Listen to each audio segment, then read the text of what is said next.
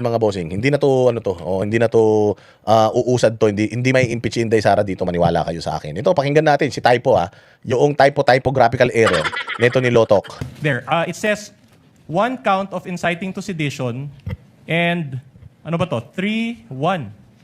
So 3 na 1 count of grave threats. So Typographical ano to? Typographical.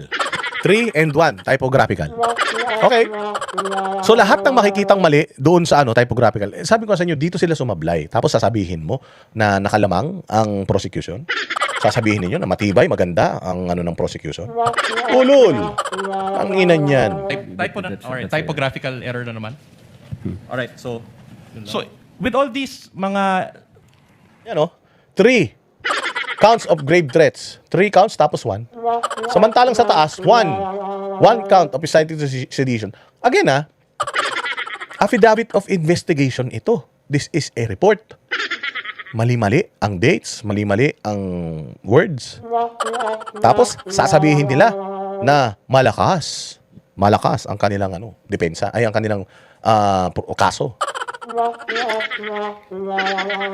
Sabi ko nga wala na talaga itong mangyayari sa prosecution na to.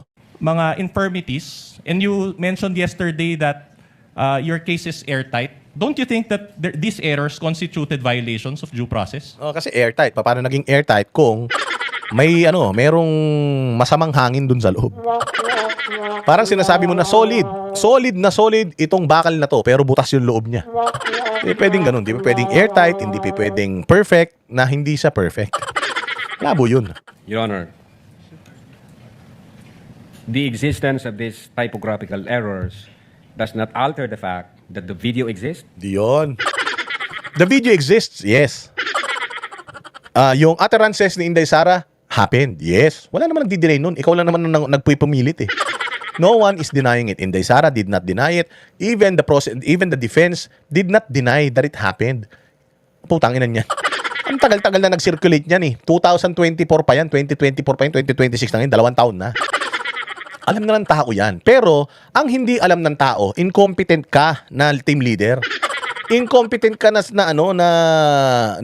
investigador. Na nag-iimbestiga ka, gumagawa kayo ng report, templated mali-mali. Na yung video, nalaman dito na isang beses mo lang pala pinanood, nag-imbestiga ka, tas isang beses mo pinanood. Pag tinanong ka tungkol dun sa report, hindi mo alam. Pag tinanong ka tungkol sa sinabi ni Inday Sara, ang dami mong alam. Yung kwento, pati yung kwento ng pagpo-pull out ng kanyang mga security, alam mo yung istorya, pero pag tinanong ka tungkol dito sa sa affidavit mo, dito sa report ninyo, hindi mo masagot. Sasabihin mo, hindi ka gumawa ng report. Ako lang yung leader, pero hindi ka gumawa ng report. O ngayon, itong typographical errors, alam mo kung anong ibig sabihin nito? Incompetence. Na sinisweldohan kayo, punyeta kayo, sinisweldohan kayo ng mga Pilipino. Galing sa taong bayan ng sweldo niyo. Ganito lang trabaho na ginagawa nyo. Pwede ka naman mag-apologize I am sorry. We have a lot of typographical errors in our report. Rest assured that we will double, triple, quadruple check it next time. And we will use AI applications to limit itong or mawala itong mga typographical errors na to. Hindi pa pwedeng typographical errors yung justice at saka yung education. That's two totally different words. Magkaiba ng meaning, hindi yung typographical. It's an error, it's a mistake, and a mistake is a mistake. Wrong spelling wrong. Parang hindi nag-aral abogado ka pa naman. Abogado ka tapos hindi mo alam na wrong spelling wrong. Nito, magdadahilan pa siya, mali na nga. Does not alter the fact that the Vice President uttered those statements. Does not alter the fact na ang NBI mayroong findings at ang findings nila mali-mali. May findings pero mali-mali, mali-mali spelling, mali-mali yung mga words. So ibig sabihin, pagka mali-mali, di palpak. Di ba? Tangina, pinagmalaki mo pa yung palpak mong trabaho. Pwede ba yun? Magpapagawa ko sa iyo ng bahay tapos kalahati lang yung bubong? O pwede ba yun na, mali lang, paggawa ko ng Halimbawa, pwede ba yun na magpadala ako ng bulaklak sa misis ko? Ang pangalan ng misis ko, halimbawa, Brenda, tapos Alice. Yung greeting card, happy birthday my love, Alice. Paano sasabihin ng asawa ko, pwede ko bang idailan sa asawa ko na, hindi Brenda talaga yan, typo lang yan. Putang ina mo, magkaiba yung Alice sa Brenda, tanga. Okay ka lang, subukan mo. Subukan mo, marong message ka sa misis mo, tawagin mo siyang babes, kahit na ang tawagan nyo palangga. Putang ina niyan, kahit anong paliwanag mo, hindi yan pakikinggan ng asawa mo. Typo lang yan. Gago, magkaiba yung babe sa palangga. Ulul. Tangina nyo, niloloko nyo taong bayan eh. Swelduhan kayo, tas mga sinungaling kayo. Vice President committed the crime of grave threats and inciting to sedition. Inciting to sedition. Bakit inciting to sedition? Eh, yung mga comment kasi naniniwala sa kanya eh. Tinanong siya rito, nakita mo ba si Inday Sara tumayo sa mga rally? Hindi po. Nakita mo si Inday Sara na nagsalita siya na mga kababayan ko, mag-armas kayo, sumugod tayo sa Malacanang. Sinabi lang niya na wala, sabi nga niya eh, ang people power ginagawa niyo dyan sa EDSA, wala dyan ang laban, nandoon sa Malacanang. So kahit magsama-sama kayo dyan sa EDSA, wala mangyayari dyan. Sinabi ba niya na magpunta kayo ng Malacanang? Hindi. Sinasabi lang niya, I support yung inyong ginagawang pagtitipon dyan sa EDSA, but, sa sobrang kapal ng mukha nitong administrasyon na tong bangag na administrasyon na to, wala na yan. Hindi nila pakikinggan yan. Yung rating nga, negative 27, hindi sila bothered eh. Wala, antayin na natin 2028. Parang yun lang sinasabi ni Inday Sara, kaya maaga siyang nagdeklara na siya tatakbo bilang presidente. Kasi yun na lang talaga yung last hope natin. Yung matapos yung termino na itong satanas na ito at makapaglagay tayo ng bagong leader. Okay. Now, Di ba? Yun lang yun. Marami pa tayong pag-uusapan sa susunod na vlog. Maraming salamat mga banatero. Kita-kita po tayo ulit. At mag-like, mag-share kung nagustuhan mo to. Pakalat mo. Para bumula ang mga bibig nila. Kailangan nating i-counter, mga bossing, yung black propaganda ng mga mainstream media. Mabuhay ang bayang Pilipinas. Kami ang boses ng masa, hindi natatakot.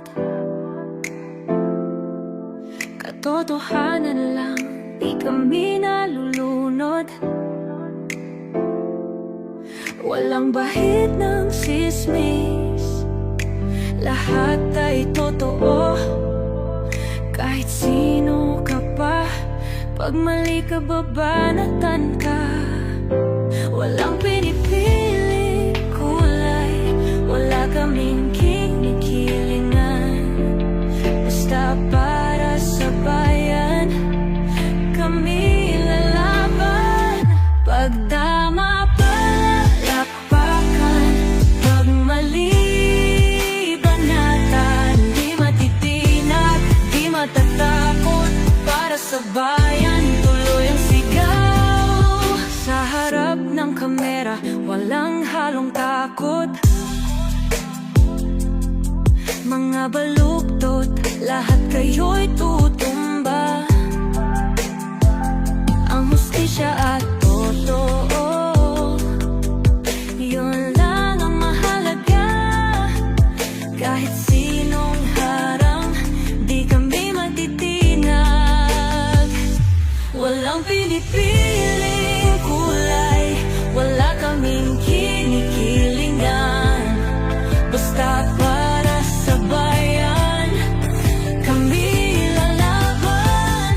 Pagtama palakpakan, pag mali banatan. Di matitinag, di matatakot, para sa bayan tuloy ang sigaw. Kung nasa tama ka, ikaw ay aming kasama. Pero pag mali ka, handa ka na bang mabasag? Banateros kami, walang inuunan. Dahil bayan muna, bago ang sarili.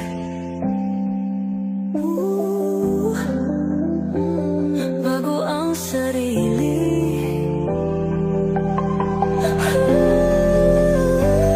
Pagtama palakpakan, pag mali banatan. Banateros ang sigaw, katotohanan ang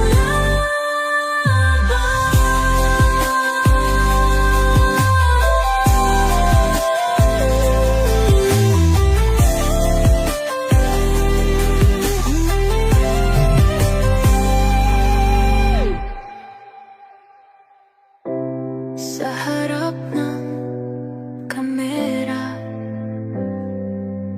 walang halong